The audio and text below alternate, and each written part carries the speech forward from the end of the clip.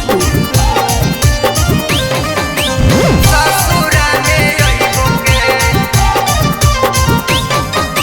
पापा शादी से टकैल कौड़ो सनय हो पिया वो से ज्यादा सोना ख्याल रखबो तो। पापा शादी से टकैल कौड़ो सनय हो पिया वो से ज्यादा सोना ख्याल रखबो तो। चली जइबो ससुरो त कबो ना भूलैबो रे। तोरे याद में सोना खाना पीना भी ना खोइबोगे। पागल बनी के जान तोरा ससुरा में अइबोगे। बचपन के प्यार सोना कैसे भूलैबोगे। पागल बनी के जान तोरा ससुरा में अइबोगे। पागल बनी के जान तोरा ससुरा में अइबोगे। ससुरा में अइबोगे। कि पगला रे कोशिश हम कैलियो रे तू बुझे है किस्मत में नाही हलियो रे। गे पगली गे दर्द बड़ी होतौगे।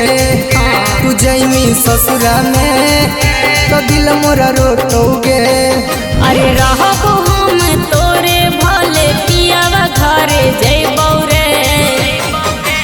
तोरे याद में सोना खाना पीना भी ना खोइबोगे। पागल बनी के जान तोरा ससुरा में अइबोगे। बचपन के प्यार सोना कैसे भूलैबोगे।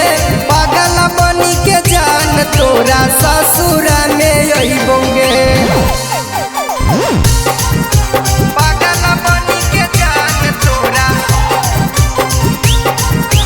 ससुरा में अइबोगे।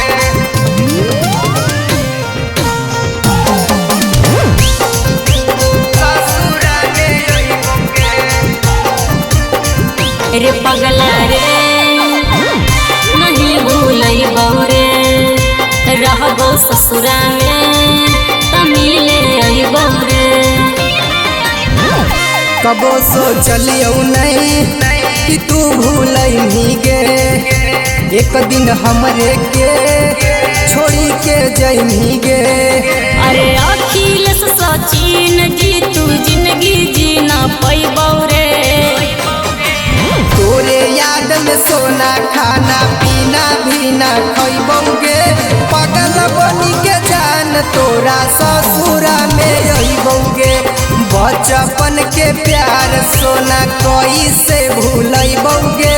पागल बनी के जान तोरा ससुरा में अइबोगे। जोगे करे जा।